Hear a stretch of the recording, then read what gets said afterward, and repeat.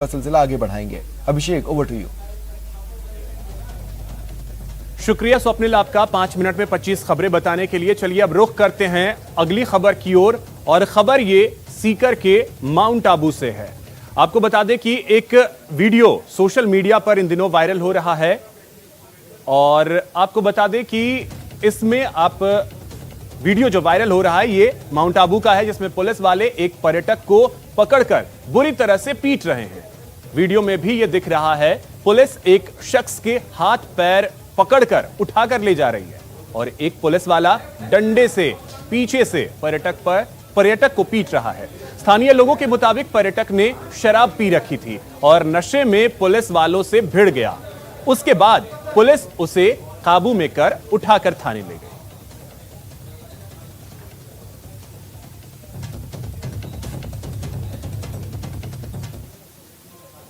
Corona की दूसरी लहर थमने के साथ ही अनलॉक 4 में धार्मिक स्थलों को खोल दिया गया है। जयपुर समेत पूरे प्रदेश में मंदिरों में रौनक देखने को मिल रही है।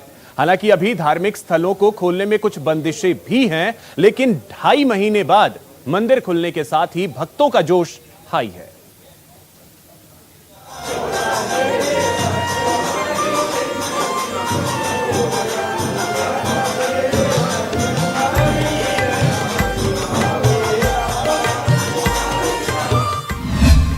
ढाई महीने बाद खुले मंदिर के द्वार।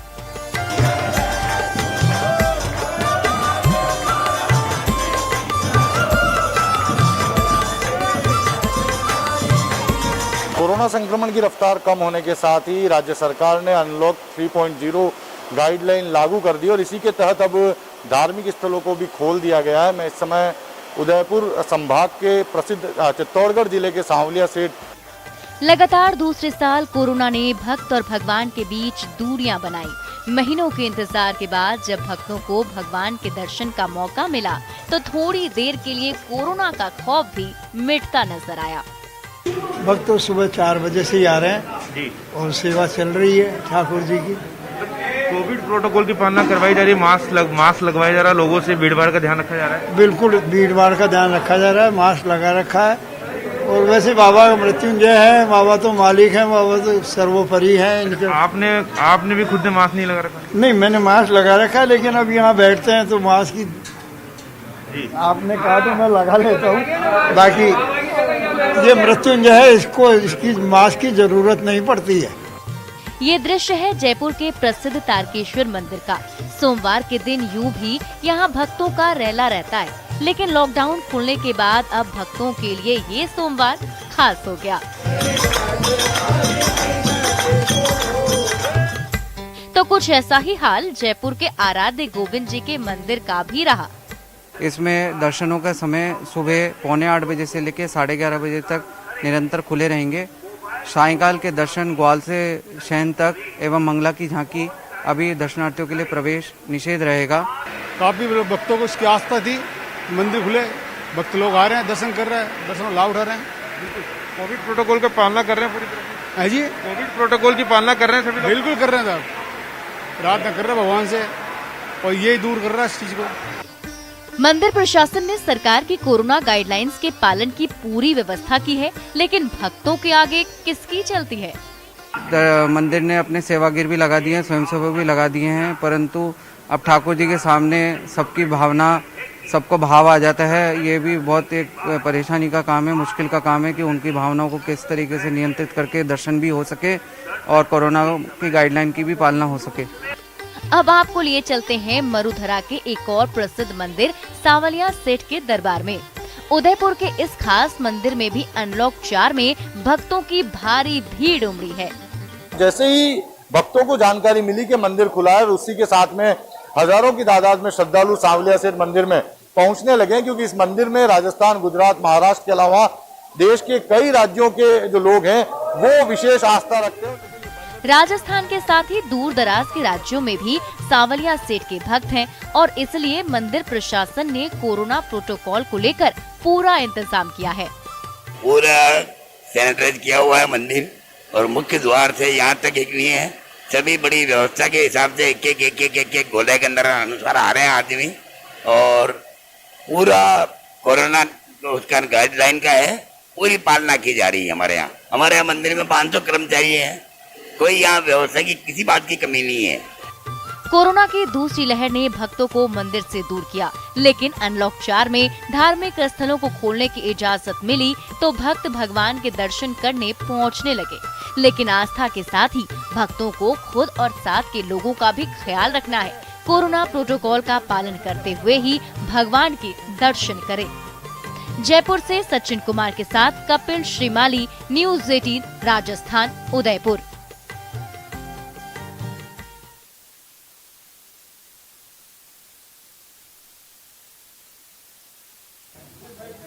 तो कोरोना संक्रमण की वजह से पिछले 73 दिनों से बंद पुष्कर के ब्रह्मा मंदिर को भी आज से खोल दिया गया, जिसके बाद श्रद्धालुओं का तांता लग गया। और आपको बता दें कि सुबह से ही मंदिर की साफ सफाई की गई और शाम 5 बजे तक जो भी दर्शनार्थी हैं मास्क लगाकर सोशल डिस्टेंसिंग का पालन करते हुए मंदिर में प्रवेश करते नजर आए। उन्हें माला, पुष्प, प्रसाद चढ़ाने की अनुमति नहीं दी गई है।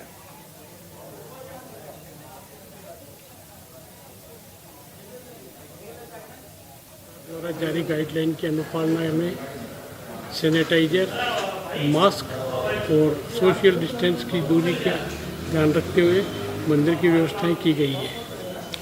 श्रद्धालुओं का आना शुरू हो चुका है और सभी व्यवस्थाएं सुव्यवस्थित रूप से चल रही है। तो प्रदेश में अनलॉक की प्रक्रिया के तहत धार्मिक स्थलों को खोलने की अनुमति मिल गई है, जिसके बाद जालौर के भीनमाल में प्रसिद्ध चंडीनाथ मंदिर के भी दरवाजे श्रद्धालुओं के लिए खोल दिए गए। कोरोना महामारी के कारण लगभग पिछले 2 महीने से धार्मिक स्थल बंद थे।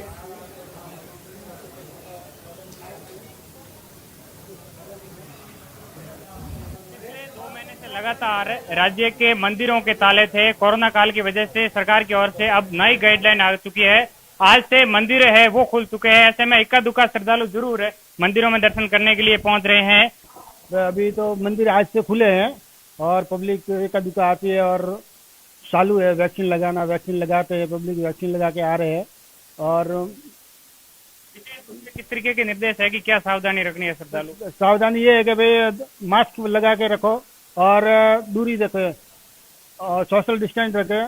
और वहीं अजमेर में ख्वाजा गरीब नवाज की दरगाह में जायरीन के आने से रौनक लौट आई है। दरगाह का जायजा लिया हमारे संवाददाता अभिजीत दवे ने। राज्य सरकार की ओर से कोरोना अनलॉक गाइडलाइन 3.0 में तमाम धार्मिक स्थल भी खोल दिए गए हैं। इसी कड़ी में करीब 2.5 महीने के बाद महान सूफी संत ख्वाजा गरीब नवाज की बारगाह को भी जायरीन के लिए खोल दिया गया है और आज सुबह 5 बजे से शाम 4 बजे तक अकीदत का वक्त जो है निर्धारित किया गया है। आप देख सकते हैं गरीब नवाज की बारगाह में हालांकि जायरीन जो हैं बहुत कम संख्या में पहुंचे हैं, क्योंकि कोरोना के चलते 2.5 महीने से दरगाह शरीफ जो है वो जायरीन के लिए बंद थी। धार्मिक रिवाज जो है वो खादिम समुदाय निभा रहा था, लेकिन जायरीन के लिए ये दरगाह बंद थी। लिहाज से जायरीनों की संख्या आज पहले दिन काफ़ी कम है, लेकिन फिर भी जो जायरीन यहाँ पर पहुँचे हैं आप देख सकते हैं किस तरीके से वो ये जो मजार शरीफ का जन्नती दरवाज़ा है जो हालांकि बंद है, लेकिन यहाँ पर अकीदतमंद जो है वो अपनी इबादत में बैठे हुए हैं और तमाम तरह की जो व्यवस्थाएं हैं या कोरोना गाइडलाइंस हैं उनकी पालना सुनिश्चित की गई है। चाहे दरगाह कमेटी की बात की जाए या अंजुमन कमेटी की बात, चाहे जिला प्रशासन की बात की जाए, तमाम जो एजेंसियां हैं उन्होंने कोविड गाइडलाइंस की पालना के लिए वहाँ पे व्यवस्था पुख्ता की गई है। दरगाह के मुख्य द्वार में प्रवेश से पहले दरगाह के जितने भी प्रवेश के द्वार हैं वहाँ पर सैनिटाइज़र की व्यवस्था की गई है, फेस मास्क की अनिवार्यता की गई है और साथ ही साथ आप देख सकते हैं ये गोले जहाँ पर बनाए गए हैं दरगाह कमेटी की ओर से, ताकि सोशल डिस्टेंसिंग की पालना भी यहाँ पर सुनिश्चित की जा सके। और कोशिश यही है कि किसी तरीके से जो तीसरी लहर की संभावना जताई जा रही है वो उसको रोका जा सके। उसके तहत जो तमाम कोविड गाइडलाइंस हैं उनकी यहाँ पर पालना की जा सके और चूँकि जो धार्मिक भावनाएँ हैं उनकी भी पूर्ति यहाँ पर हो सके। और आप देख सकते हैं जब पहले दिन करीब 2.5 महीने के बाद दरगाह खुली है जायरीन के लिए, तो लोग यहाँ पर जायरीन जो हैं वो धीरे धीरे ही सही यहाँ पर पहुँच रहे हैं और आस्था में डूबे हुए हैं। और कोशिश सबकी यही है, चाहे वो प्रशासनिक अमला हो, चाहे दरगाह कमेटी हो या अंजुमन हो या आम जायरीन हो, कि इस कोविड की गाइडलाइंस की पालना करते हुए अपनी इबादत को पूरी करें और गरीब नवाज से यही दुआ करें कि कोरोना से जल्द खात्मा मिल सके। अभिजीत दवे, न्यूज़ 18 अजमेर।